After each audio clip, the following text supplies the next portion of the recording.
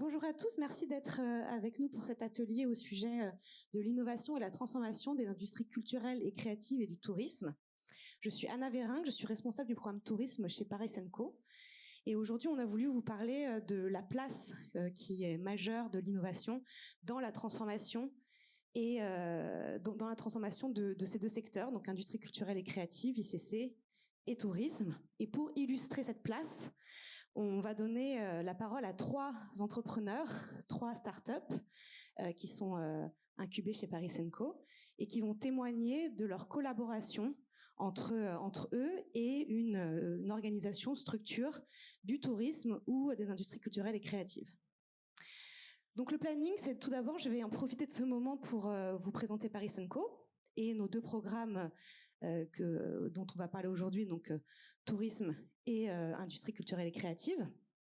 Et après, on va enchaîner les 3 témoignages de nos 3 startups, donc Affluence, Arena Metrics et Scaping. Et on prendra les questions à la toute fin. On aura le temps normalement d'avoir quelques questions. Donc on y va. D'abord Paris & Co. Alors Paris & Co, on est l'agence de développement économique et d'innovation de Paris et de la métropole. En gros, donc déjà, ce qui est important de savoir, c'est qu'on est une association, donc on œuvre pour l'intérêt général.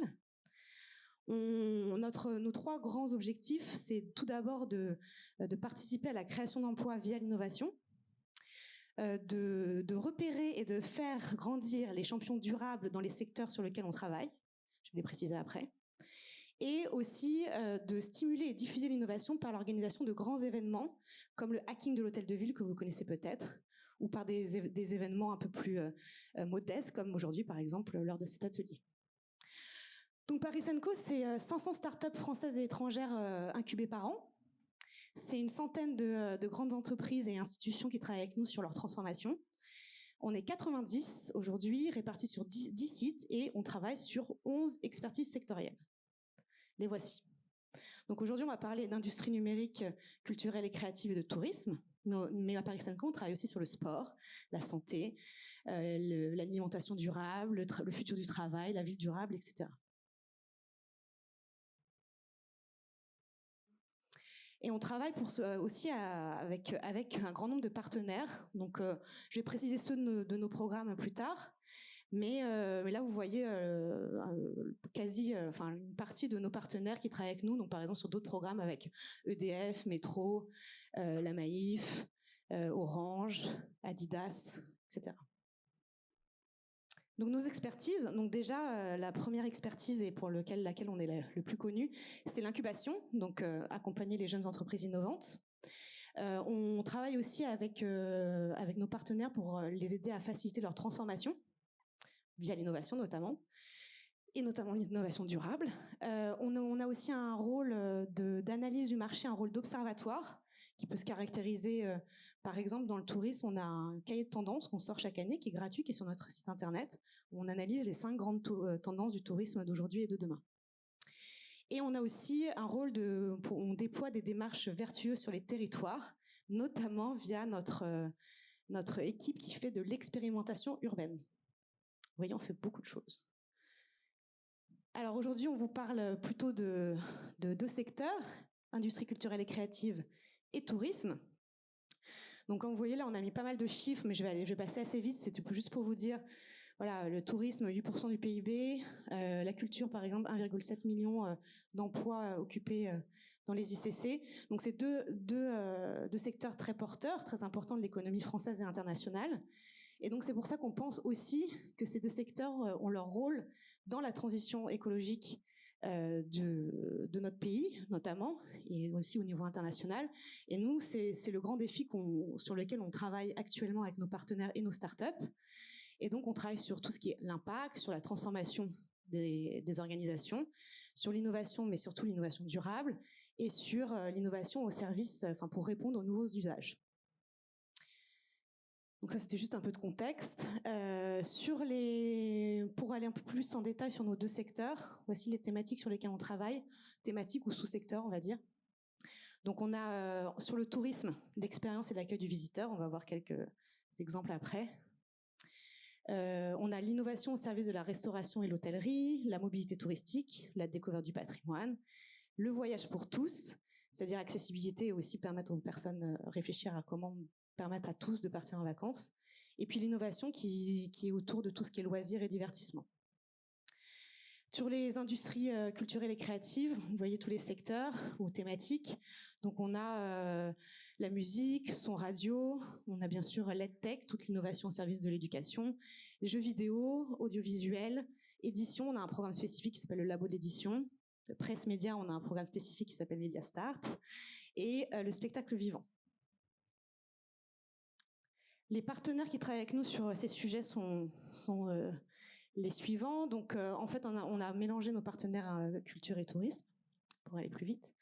Institutionnel, plusieurs ministères, ministère de la Culture, ministère des Sports, notamment en lien avec les JO, la ville de Paris, la métropole du Grand Paris, la Banque des Territoires, Caisse des Dépôts, la BPI et la RIVP, et puis sur tout ce qui est tourisme, spécifiquement on a Atout France, l'agence de développement touristique de la France, le groupe ADP, RATP, Viparis et l'Office du tourisme de Paris. Et puis sur tout ce qui est industrie culturelle et créative, on a Banijay, Média Participation et Vivendi.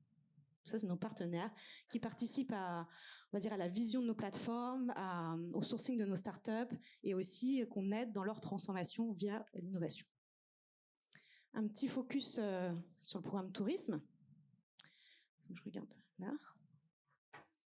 Donc le programme tourisme dont je suis responsable, on existe depuis 10 ans.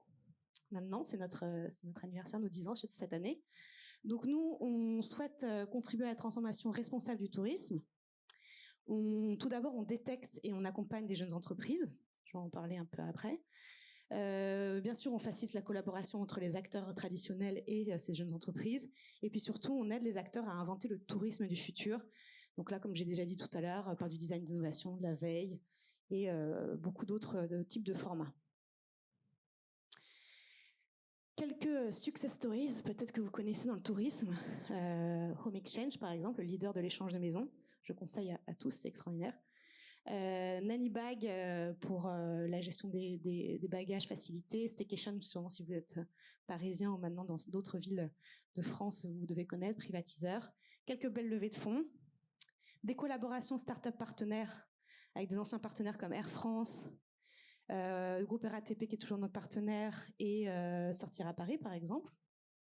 Et puis quelques chiffres, donc on a incubé plus de 200 startups depuis qu'on existe, avec un taux de pérennité de 85%, c'est-à-dire qu'il y a 85% des startups qui sont passées par chez nous, qui sont toujours en activité.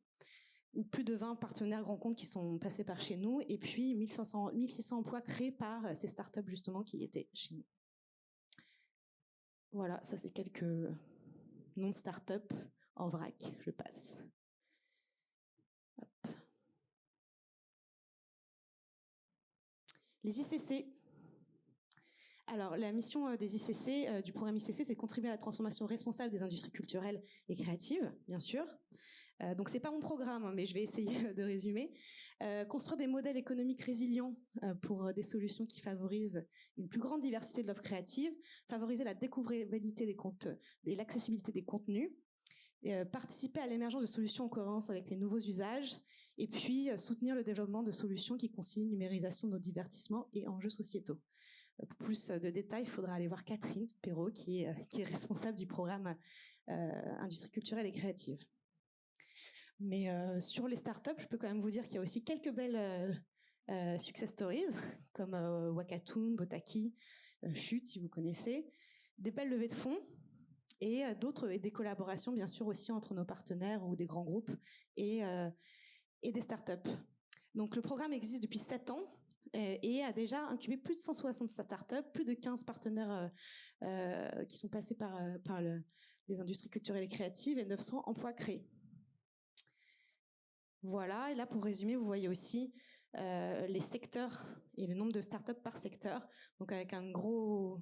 Voilà, pas mal sur les jeux vidéo, mais aussi sur d'autres solutions logicielles pour la culture, la billetterie, l'éducation, etc. Voilà. Donc j'ai fini pour la présentation de nos programmes. Et maintenant, je vais donner la parole à nos startups qui vont vous faire donc justement vous présenter 3 cas d'usage de collaboration start-up et organismes culturels ou touristiques. Donc l'idée, c'est qu'il vous explique comment ça s'est passé. On va un peu enchaîner les trois et après on prendra des questions à la fin, donc n'hésitez pas à préparer vos questions pour les startups. On va commencer avec Clémentine d'Affluence.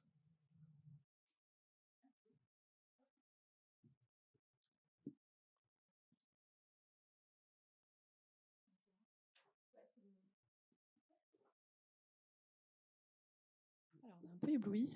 Bonjour à tous.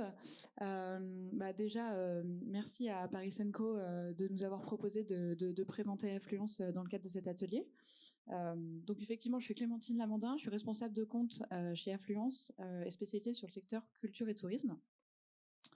Donc brièvement, je vais vous présenter Affluence avant de passer au cas d'usage. Affluence, qu'est-ce que c'est? Affluence, c'est une solution globale de gestion des flux pour tout établissement recevant du public. Un musée, une piscine, une mairie, une salle de sport, n'importe quel lieu finalement dans lequel vous pouvez vous demander y a-t-il du monde, par quel moyen pourrais-je m'y rendre sans que je sois trop peinée par l'affluence. L'innovation, je pense, la plus intéressante en tout cas la plus marquante qu'on porte, et avant de passer aux chiffres, c'est qu'en fait, au-delà d'être une solution globale de gestion des flux, on est aussi une solution de communication. Donc en fait, on va permettre, grâce à Affluence, de vous faire savoir à tout visiteur, à toute personne qui souhaite avoir l'affluence d'un lieu, cette information en direct. Quelques chiffres du coup avant de rentrer dans le fonctionnement concret d'Affluence. Donc aujourd'hui, on est une solution présente sur plus de 1000 établissements. Avec plus de 3 bureaux en Europe. Donc bien sûr le bureau principal est à Paris, mais on a aussi du monde à Rome et Barcelone. On existe depuis 2014, donc ça fait 8 ans maintenant. Et puis on est constitué d'une équipe de 50 collaborateurs. Donc c'est intéressant de vous parler de la répartition, parce que parmi les 50 collaborateurs, on a quand même une grosse masse d'ingénieurs développeurs, donc à peu près 50%, qui font en sorte de maintenir et de développer nos systèmes de comptage. Et puis 50% restants, plutôt des profils commerciaux, chefs de projet et fonctions support. Un chiffre intéressant aussi à retenir, c'est 13 millions. 13 millions, c'est le nombre de consultations qu'il y a par mois sur nos applications. Donc une marque, je dirais, de l'utilisation de nos services par le grand public. Voilà, et donc avant d'entrer dans le cas d'usage, vous l'attendez, mais je vais juste vous dire quelque chose sur la partie sectorielle, parce qu'il est important de savoir que Affluence, vous allez rencontrer Affluence pas seulement sur le secteur culturel et touristique, vous allez le rencontrer aussi ailleurs, et c'est ce que vous voyez là. Donc en fait, comme je disais, Affluence travaille pour tout établissement recevant du public. Donc nous, on a démarré d'abord dans le milieu universitaire. Donc en fait, Affluence est disponible pour les bibliothèques universitaires municipales ensuite. Et puis on s'est fait connaître dans les lieux culturels, touristiques et de loisirs. Donc on travaille par exemple avec le musée qui se trouve juste au-dessus de notre tête, le musée du Louvre, mais aussi le musée d'Orsay, le centre Pompidou, puis ailleurs en France, comme le musée des Confluences, la Cité du Vin, enfin voilà, tout un tas de lieux. Puis on travaille aussi dans le secteur des transports, des sites naturels, dans une optique de tourisme durable, pour justement aider les sites naturels à lutter contre la surfréquentation de leurs espaces, et également après dans les entreprises et le retail. Voilà, donc concrètement, Affluence, c'est 4 étapes. C'est une solution qui est clé en main et qui va passer par ces 4 grandes étapes. La première, quand on rencontre un établissement qui a une problématique d'affluence, ou pas d'ailleurs, qui a une problématique d'accueil, on va lui proposer une solution de mesure. Donc, on va l'aider à connaître son affluence, donc soit par l'installation de capteurs, soit par la récupération de données. Mais on va aller plus loin, puisqu'on va aussi lui permettre en fait d'avoir une solution de prédiction de cette affluence, une solution de communication, donc via l'application mobile du même nom, Affluence, qui est gratuite, vous pouvez voir comment elle fonctionne, ou le site web Affluence, ou voir encore nos widgets API. Et puis, bien sûr, via le portail SaaS, l'établissement va pouvoir piloter toutes ces informations-là facilement, librement, via ce portail. Voilà, donc maintenant je vais rentrer dans le cas d'usage. Donc j'ai choisi le musée de la tapisserie de Bayeux, avec qui justement on travaille depuis plusieurs années, avec qui on a répondu du coup à cet objectif, améliorer l'expérience des visiteurs grâce à la mesure de la fréquentation et du temps d'attente de la solution Affluence. Donc Petit rappel donc, du contexte. Donc, on a rencontré le musée de la tapisserie de Bayeux en 2018 et on a mis en place la solution ensuite en 2021.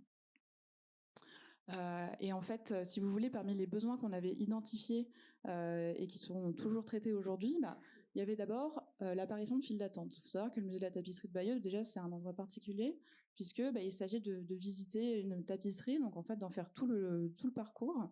Donc vraiment peu de salles sur lesquelles se reporter si jamais il y a du monde. En fait, tout le monde passe par le même espace. Donc avec du coup l'apparition de files d'attente très impressionnantes, surtout l'été, sur lequel il fallait pouvoir agir. Deuxième point, l'idée c'était de pouvoir répondre à un besoin de communiquer justement aux visiteurs sur cette information-là, pour les aider à reporter ou en tout cas être conscients de ce qu'ils vont rencontrer en venant sur place. Troisième point, assurer la sécurité des personnes via un système de jauge en temps réel. Effectivement, vous allez voir qu'Affluence en fait peut du coup à ce moment-là traiter avec énormément de services au sein d'un même établissement, ici la sécurité. Et puis enfin, de manière plus globale et stratégique, permettre d'analyser les données mesurées pour les aider dans, je dirais, le choix de certaines stratégies. Alors, quelle réponse on a apporté à la tapisserie de Bayeux? On a apporté une première réponse technologique en installant du coup différents capteurs. Donc en fait, là, vous pouvez avoir juste un petit condensé de ce qu'on sait installer et concevoir. Pour le musée de la tapisserie de Bayeux, bon, voilà, c'est du matériel. On y a mis, donc à gauche, vous pouvez voir, c'est un petit boîtier, c'est un compteur qui permet de mesurer le temps d'attente par intelligence artificielle. Au centre, un autre type de compteur qui permet justement pour le coup là, de capter des flux très importants et de pouvoir donner des jauges de sécurité. Et puis à droite, un autre capteur qui fonctionne lui par rayonnement infrarouge et qui va pouvoir faire du comptage de manière beaucoup plus mobile. Et c'est souvent beaucoup plus adapté en fonction des contraintes des lieux, parce qu'on travaille aussi beaucoup avec des bâtiments qui ont des contraintes patrimoniales fortes. On sait que le câblage doit être le plus léger possible. Donc des fois, on est amené à proposer aussi cela. Deuxième aspect, donc je vous ai montré la brique technologique d'Affluence, il y a aussi la brique, je dirais, logicielle ou numérique, ce sont les applications. Donc la tapisserie de Bayeux, une fois équipée de ces compteurs-là, a pu du coup activer ces différents leviers, donc que sont la communication à travers l'application mobile Affluence ou le site web Affluence qui fonctionne exactement de la même façon, à travers ce qu'on appelle une API, donc un widget, ça lui permet de mettre cette information-là sur son propre site web ou sur le site web de ses partenaires. Notamment, je sais que la tapisserie de Bayeux travaille beaucoup avec les offices de tourisme pour faire savoir au plus grand nombre cette information-là. Et puis en fond, voilà, c'est une capture de comment fonctionne notre portail. La tapisserie de Bayeux peut consulter toutes ces données de façon simple, de façon rapide et efficace, et aussi piloter ce qu'elle communique via l'application mobile. Voilà, donc en résumé, si j'ai choisi le musée de la tapisserie de Bayeux, c'est surtout parce que on a apporté une solution très complète à un problème qui était aussi très complet. Donc pour un cas d'usage, ça m'a semblé intéressant. Et par rapport aux bénéfices, donc il faut retenir trois choses. On a pu retenir qu'on avait déjà réussi à avoir en très peu de temps un impact positif sur l'expérience de visite, grâce à la communication de cette affluence auprès des visiteurs, grâce aux relais faits par les hébergeurs, les offices de tourisme. On a eu un impact aussi fort sur le respect des règles de sécurité, notamment en cas d'évacuation. Ça, c'était un point très important pour le musée de la tapisserie, d'être équipé de systèmes de comptage. Et puis, on leur a apporté donc, un historique de données pour d'une aide à la décision non négligeable. Parce qu'en fait, il faut savoir que bientôt, le musée de la tapisserie de Bayeux va fermer pour d'importants travaux. Et là, en fait, on est convaincu que justement, grâce à toutes ces données sur lesquelles ils ont capitalisé, ils vont pouvoir s'en servir pour les fournir aux bureaux d'études, pour les fournir aux agences qui vont les accompagner dans aussi, je dirais, le réaménagement de cet espace. Voilà, donc je travaille surtout avec Fanny Garbe, qui est responsable de communication pour les différents musées de la tapisserie de Bayeux et qui nous avait laissé un très joli verbatim. Donc Affluence a évité beaucoup de frustration et sert même beaucoup aux prescripteurs comme les offices de tourisme ou les hébergeurs de Bayeux qui communiquent le temps d'attente mesuré par affluence aux touristes. Voilà, j'en ai terminé là. Donc, si jamais vous avez des questions, je pense qu'on les prendra plus tard. Mais sinon, vous avez mes coordonnées aussi si vous souhaitez échanger sur Affluence et sur vos propres problématiques. N'hésitez pas. Je vais passer ensuite la parole du coup à Sophia d'Arena Metrics.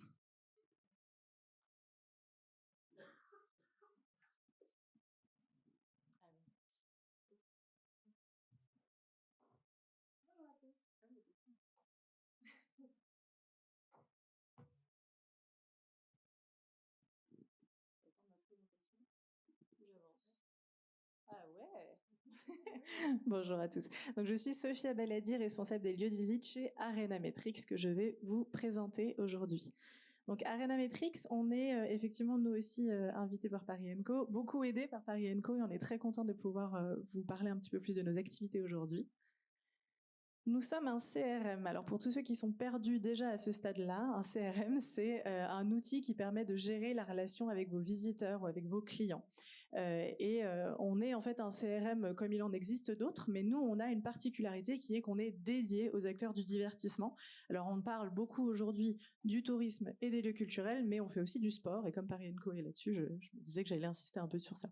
On accompagne aujourd'hui 155 clients à peu près, dans une quinzaine de pays déjà, beaucoup en France, hein, on va pas se mentir, mais quelques-uns au Québec, en Angleterre, etc. Et notre promesse, c'est d'être un CRM qui est simple d'utilisation. Pour autant, il est puissant. Donc, c'est pas parce que c'est simple que c'est bridé, loin de là, et qu'il est complètement adapté en fait aux besoins de tous les lieux qui vont accueillir du public. Donc, qui ont en fait tous la même intention, qui est d'améliorer l'expérience de visite de leurs visiteurs, alors qu'on soit en fait un club de foot, qu'on soit un musée ou un parc d'attractions. On aura en fait toujours à cœur d'améliorer l'expérience de visite du client, du visiteur. Évidemment aussi de développer les publics, qu'ils soient individuels ou professionnels, hein, c'est quand même le nerf de la guerre. Et puis souvent de gagner en temps et en efficacité. Et c'est là où on va un peu se séparer des autres CRM qui existent sur le marché.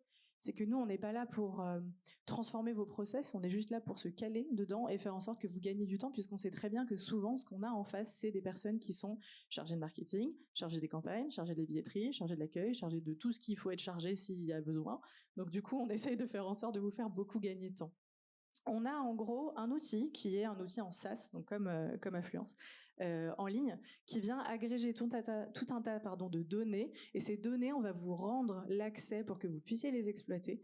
Et notamment, on va le faire grâce à différentes fonctionnalités qu'on a développées nous-mêmes. Donc toutes nos données, tous nos développeurs, etc. sont en France depuis toujours. Et ces fonctionnalités, elles sont donc en bas.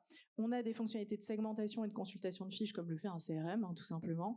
Donc on est vraiment là pour agréger des données autour des visiteurs. On va vous permettre ensuite de les exploiter, mais aussi de les analyser. On pourra aussi vous permettre d'analyser beaucoup plus facilement vos ventes. Quand on parle de vente, on pense à la billetterie, mais pas que. Moi, je parle des ventes des hôtels, je parle des ventes des restaurants. Je vais parler aussi des ventes de boutiques, en ligne ou pas. Des ventes qui viennent d'autres revendeurs, genre Patrivia, etc. On va vous permettre d'envoyer des communications, le plus souvent par email, par SMS, de façon ponctuelle ou automatisée, et surtout, et là j'insiste là-dessus parce qu'évidemment ça parle de moi, mais on a en fait un accompagnement qui est toujours inclus. Donc nous, on ne vous laisse pas avec un outil et merci bisous. Non, pas du tout. Nous, au contraire, on va être à côté de vous, on va vous aider en fait à utiliser cet outil-là au maximum de ses possibilités et au maximum des possibilités de votre base de données aussi.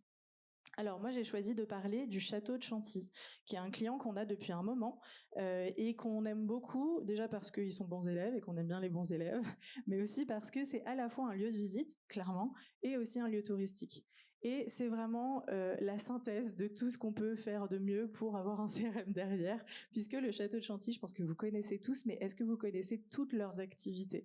Ils ont des activités évidemment de château, bon jusque-là ça va. C'est un château qui est meublé, donc on va visiter même à l'intérieur. Un château qui a des jardins absolument merveilleux et qui est très connu pour son offre autour de tout ce qui est parc, jardin, ce qui est très en vogue en ce moment. Les journées des plantes, etc. Ne les ratez pas, cette année c'est bientôt. Ils ont aussi une bibliothèque absolument incroyable qui attire plutôt des rats de bibliothèque cette fois. Et un musée à la fois beaux-arts et un musée plutôt, on va dire, un peu scientifique avec le musée du cheval. Ils ont des spectacles équestres, enfin bon, ils ont un milliard de choses. Ils sont 130 salariés, très très peu niveau marketing, développement des publics. Et du coup, ils ont des problématiques que vous voyez ici. Là, vous l'avez compris tout de suite. Ils ont une offre où c'est un milliard de choses différentes qui vont attirer un milliard de personnes différentes niveau public. Donc là, on a les touristes, Chantilly, c'est cool, j'ai envie de voir un château. On a les passionnés de cheval, on a ceux qui adorent les bégonias, je ne sais quoi. Enfin, on a plein de touristes, plein de publics, pardon, très différents. Et tout ça doit être géré par une toute petite équipe. Quand on parle de l'équipe plutôt développement des publics de Chantilly, c'est 4 personnes, grand max. Donc l'enjeu, c'était aider chaque programme à trouver son public, c'est sûr, et puis accompagner chaque visiteur de façon personnalisée. Et c'est là où Arenametrics a aidé le château de Chantilly et continue à l'aider.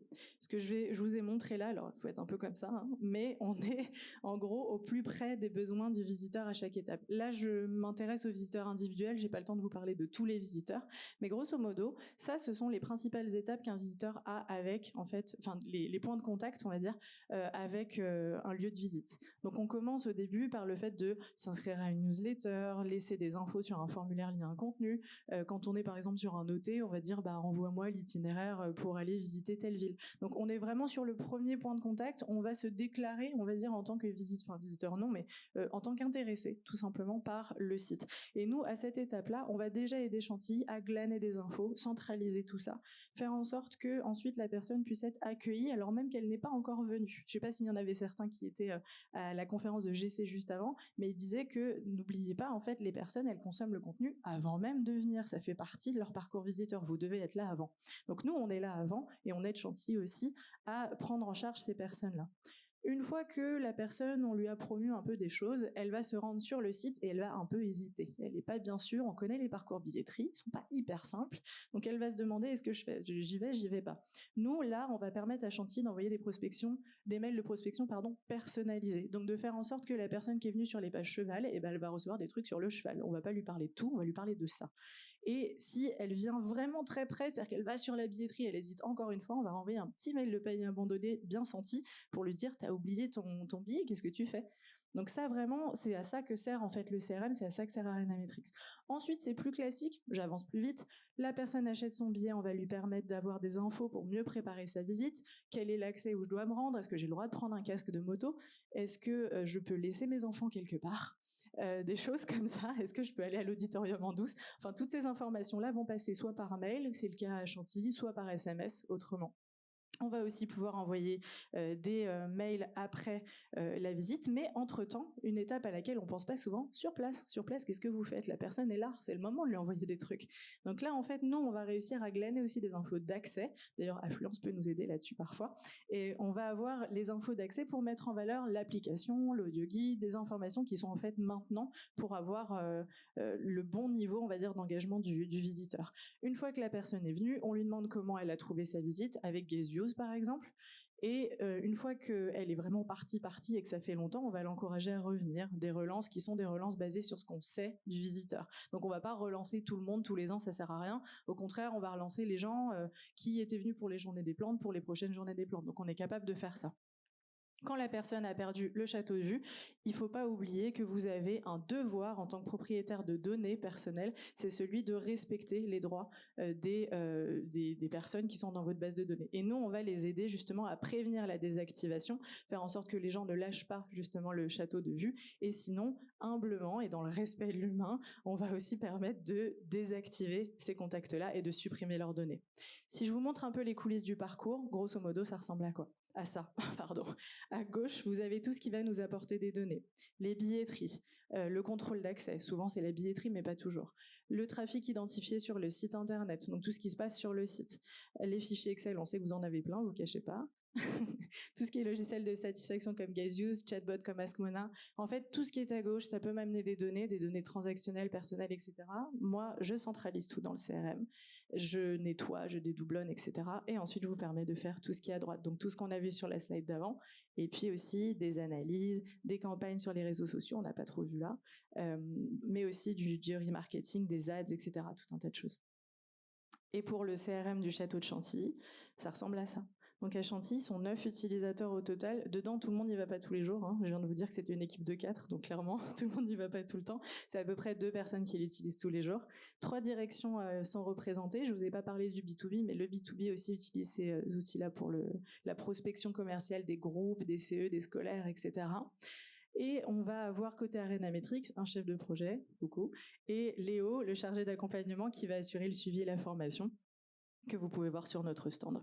Et sinon, au niveau des données, on récupère des données de satisfaction de GC, on récupère des imports manuels bien sûr, des données de la billetterie contrôle d'accès de Viva Ticket, des données bien sûr de leur site web. Patrivia a la grande grâce de partager les informations des acheteurs alors que c'est un site revendeur, donc on le récupère aussi. Et on est en train de monter une connexion avec Eventbrite qui nous permettra aussi d'avoir le même niveau d'accueil pour les personnes qui viennent sur les événements gratuits et les vernissages.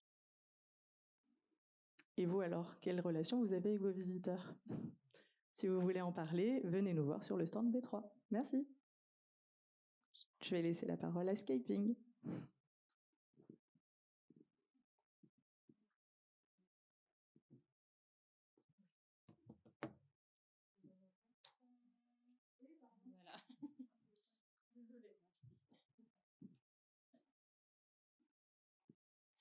Bonjour à tous. Alors, du coup, je m'appelle Caroline Deville, je suis responsable commerciale pour la société Scaping. Donc, on a parlé de sujets très différents là ce midi. Et aujourd'hui, on va terminer avec un outil de communication et de génération de trafic et de leads pour les clients que l'on accompagne. Donc, comme les deux autres startups, je vais commencer par vous présenter globalement ce que l'on fait, avec qui on travaille, depuis quand on existe. Et puis, on prendra deux cas de figure plus courts, un petit peu plus courts, qui est ce qui a été précédemment présenté, mais qui confirme bien l'intérêt de notre collaboration dans le secteur du tourisme, mais également culturel. Alors, Scaping, c'est quoi ? Donc nous, notre métier chez Scaping, c'est de fabriquer, de concevoir des webcams, des caméras touristiques. Donc l'idée, c'est de faire la promotion et de mettre en valeur des sites touristiques divers et variés. Donc des monuments, des places, tout ce qui caractérise en fait et qui fait la beauté des paysages qui nous entourent au quotidien. On travaille également avec des jardins botaniques, on valorise des châteaux, des ports de plaisance aussi. Et aujourd'hui, on a plus de 450 webcams installés un petit peu partout en France, mais aussi dans plus de 5 pays différents. Donc, on connaît tous les milieux, la ville, la montagne, le littoral. Historiquement, depuis 2014 que l'on existe, on a commencé par les stations de ski, puisque derrière l'idée de webcam, on a souvent le réflexe de se dire « je vais aller voir le taux d'enneigement puisque je prépare mon voyage au ski » ou « je vais aller voir la webcam qui couvre le spot de surf parce que je prépare ma session de sport nautique ». Alors pas que. Voilà, derrière l'idée de webcam, il y a vraiment l'idée de promotion des territoires et d'en faire un vrai outil de communication et de relais, soit avant la visite d'un site, soit après pour les nostalgiques de tous ceux qui adorent leur lieu de vacances, de week-end ou de famille. Donc parmi toutes les références qu'on a, on ne vous a pas nommé les 450, bien évidemment, mais voilà, on travaille avec Courchevel, Val Thorens, on est partenaire sur des événements également ponctuels, par exemple la dernière édition du Vendée Globe, également Saint-Malo, Angers, et j'en passe encore et encore. Alors pourquoi installer la webcam ? Eh bien, il faut savoir que c'est un outil de communication à part entière pour les clients que l'on accompagne. Alors quand je parle de clients qu'on accompagne, notre cible principale, c'est les offices du tourisme, les territoires, les collectivités dans leur globalité, mais aussi tout ce qui mérite d'être vu, donc les sites touristiques, les châteaux et autres, comme je le nommais précédemment. Donc pourquoi ils travaillent avec nous ? Puisqu'ils ont bien compris que c'était un outil qui génère énormément de trafic sur leur site institutionnel, leur site vitrine. Il faut savoir que donc on a un Google Analytics derrière chacune de nos installations. C'est la page qui génère le plus de trafic chez nos clients. Et donc c'est une vraie porte d'entrée pour les territoires et pour les sites touristiques dans leur globalité. On n'y pense pas toujours, mais c'est une vraie porte d'entrée pour nos clients. Donc, on se dit, tant qu'à générer beaucoup de trafic, chouette, et bien derrière, on va essayer de transformer l'internaute, qui est dans son étape de je visionne la webcam, en un vrai visiteur de la destination ou du site touristique.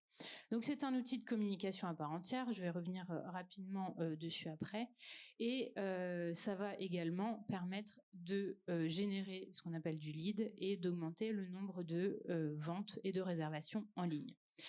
On travaille avec les chaînes de télévision nationales, donc les principales, les chaînes nationales France 2, France 3, et également des chaînes privées comme celles qui sont citées en dessous de cette capture d'écran. En fait, l'idée est très simple, c'est un partenariat qui va permettre aux présentateurs télé d'aller piocher dans les médias de nos clients pour animer pendant quelques secondes leur bulletin météo. Nos médias sont également utilisés pour certains sujets du journal télévisé. On est récemment passé dans la promotion des aurores boréales qui ont été repérées dans le nord de la France notamment. C'est un phénomène très rare et la qualité de nos webcams permet de valoriser ce genre de prise de vue.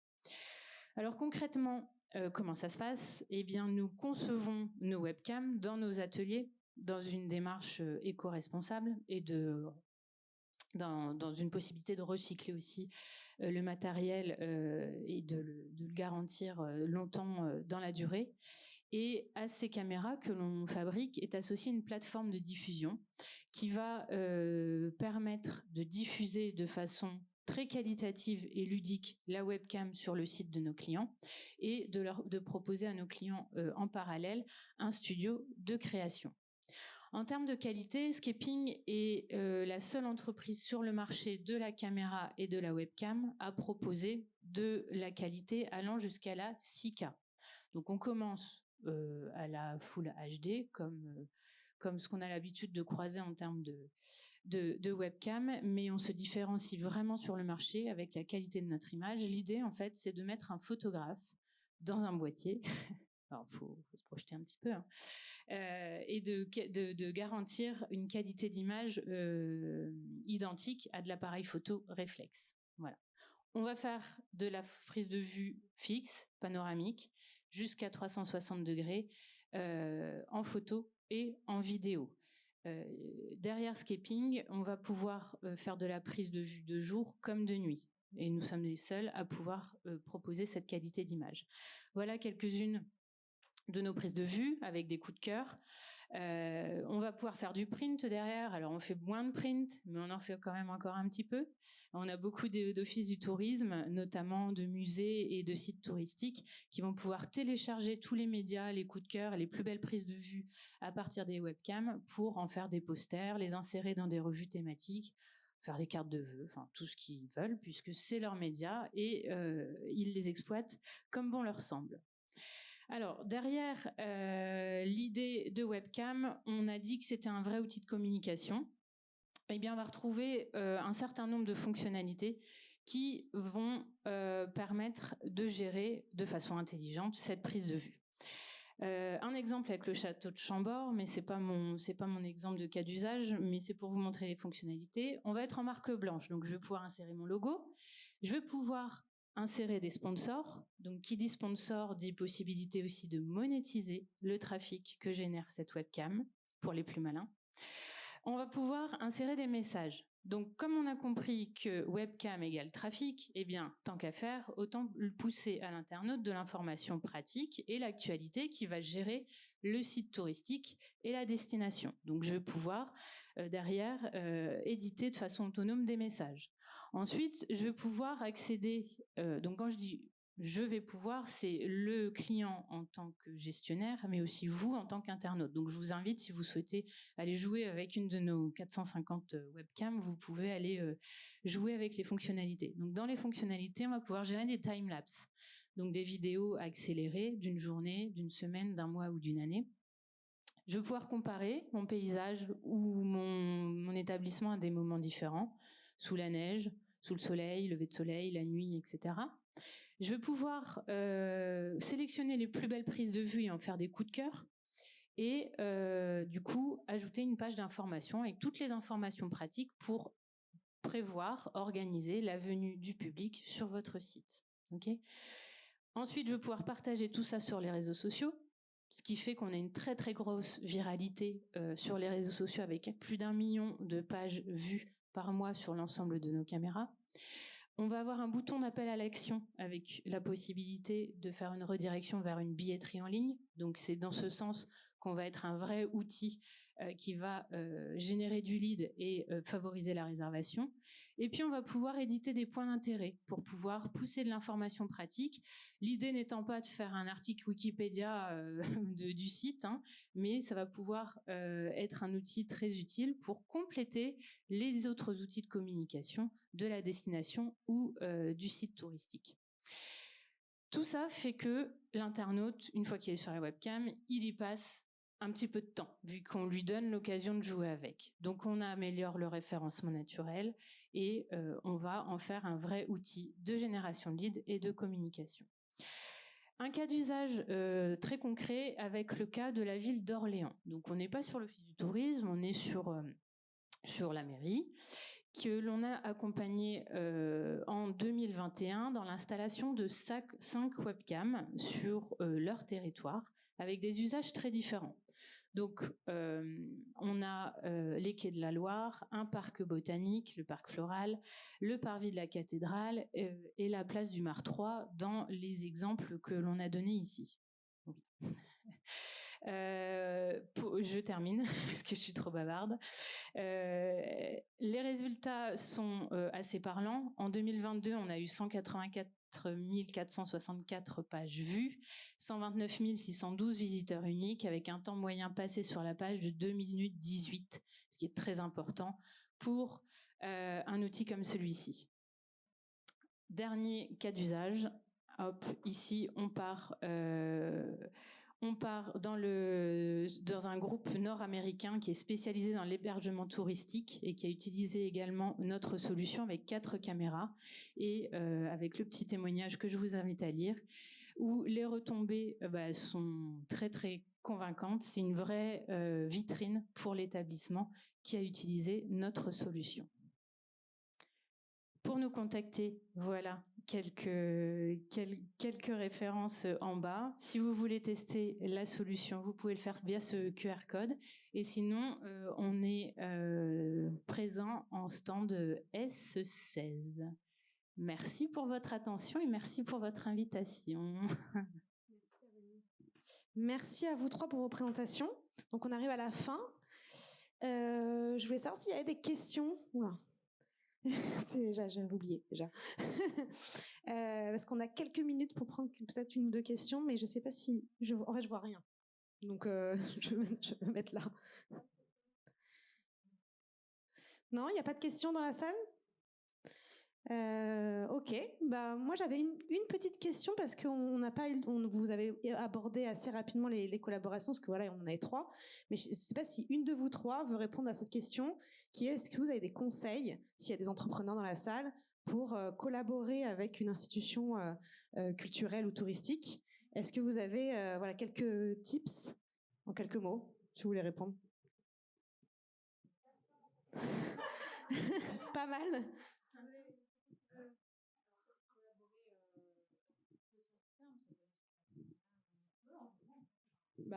Moi, je me souviens, et c'est vrai que tu l'as mis en début de présentation. Alors oui, la patience, et puis aussi rester à l'affût de tout ce qui peut être appel à projet délivré par des institutions, des organisations, un peu comme Paris & Co. Parce que moi, je donne l'exemple de Affluence et du média Sortir à Paris. Je pense qu'on n'aurait jamais pu avoir une collaboration média en fait sans avoir été en veille sur ce que peuvent proposer des organisations comme Paris & Co, qui nous a mis en relation avec Sortir à Paris. Enfin, ça n'a pas été que ça. Il a fallu répondre. C'était une forme de challenge, mais en fait, aussi, je rajoute par rapport à la patience aussi, je dirais la vigilance et la veille. Merci Clémentine. Tu veux rajouter un truc? Ok. Bon, s'il n'y a pas d'autres questions, on va conclure. Je vous remercie beaucoup. Merci beaucoup à nos intervenantes. Merci au CITEM pour l'opportunité.